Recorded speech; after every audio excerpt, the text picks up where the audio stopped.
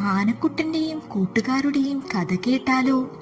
ഒരിക്കൽ ഒരാനക്കുട്ടൻ കാട്ടിലൂടെ അലഞ്ഞു തിരിഞ്ഞു നടക്കുകയായിരുന്നു. വെറുതെ നടക്കുകയല്ല കേട്ടോ, അവൻ കുറച്ച് കൂട്ടുകാരെ കണ്ടുപിടിക്കാനുള്ള നടത്തമാണ്.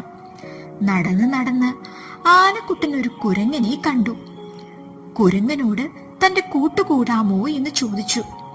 കുരങ്ങൻ ആനക്കുട്ടന്റെ സൗഹൃദം നിരസിച്ചു. കാരണം ആനക്കുട്ടന് മരത്തിൽ തൂങ്ങിയാടാൻ കഴിയില്ലായിരുന്നു.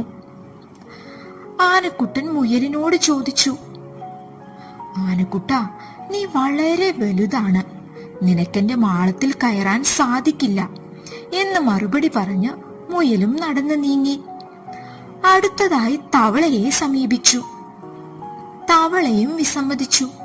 കാരണം ആനക്കുട്ടന് തവളയെ പോലെ ചാടാൻ കഴിയില്ലായിരുന്നു. എല്ലാ മൃഗങ്ങളും ആനക്കുട്ടന്റെ സൗഹൃദത്തെ നിരസിച്ചു. ആനക്കുട്ടൻ നിരാശനായി മടങ്ങി.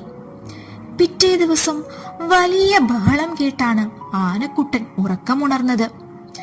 കാട്ടിലെ എല്ലാ മൃഗങ്ങളും പേടിച്ച് വിറച്ച് അങ്ങോട്ടും ഇങ്ങോട്ടും ഓടുന്നു. ആനക്കുട്ടൻ കരടിയോട് കാര്യം തിരക്കി. ഒരു കടുവ അവരെ ആക്രമിക്കാൻ വരുന്നതായി അവൻ പറഞ്ഞു. മൃഗങ്ങളുടെ അടുത്തേക്ക് പാഞ്ഞെടുക്കുന്ന കടുവയെ ആനക്കുട്ടൻ തടഞ്ഞു നിർത്തി. എന്റെ വഴിയിൽ നിന്നും മാറി നിൽക്കടാ, ദേഷ്യത്തോടെ കടുവ ആക്രോശിച്ചു. പിന്നീട് ഒട്ടും താമസിച്ചില്ല, ആനക്കുട്ടൻ കാലുപൊക്കി കടുവയ്ക്കൊരു തട്ടുകൊടുത്തു. കടുവ ദൂരേക്ക് തെറിച്ചു വീണു. ഇനി എവിടെ നിന്നാൽ ശരിയാവില്ലെന്ന് മനസ്സിലായ കടുവ വേഗം സ്ഥലം വിട്ടു. എല്ലാ മൃഗങ്ങളും ആനക്കുട്ടനോട് നന്ദി പറഞ്ഞു.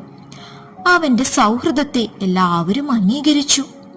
ആകൃതിയോ വലുപ്പമോ ഒന്നുമല്ല സൗഹൃദത്തിന്റെ അളവുകോലെന്ന് അവർ തിരിച്ചറിഞ്ഞു.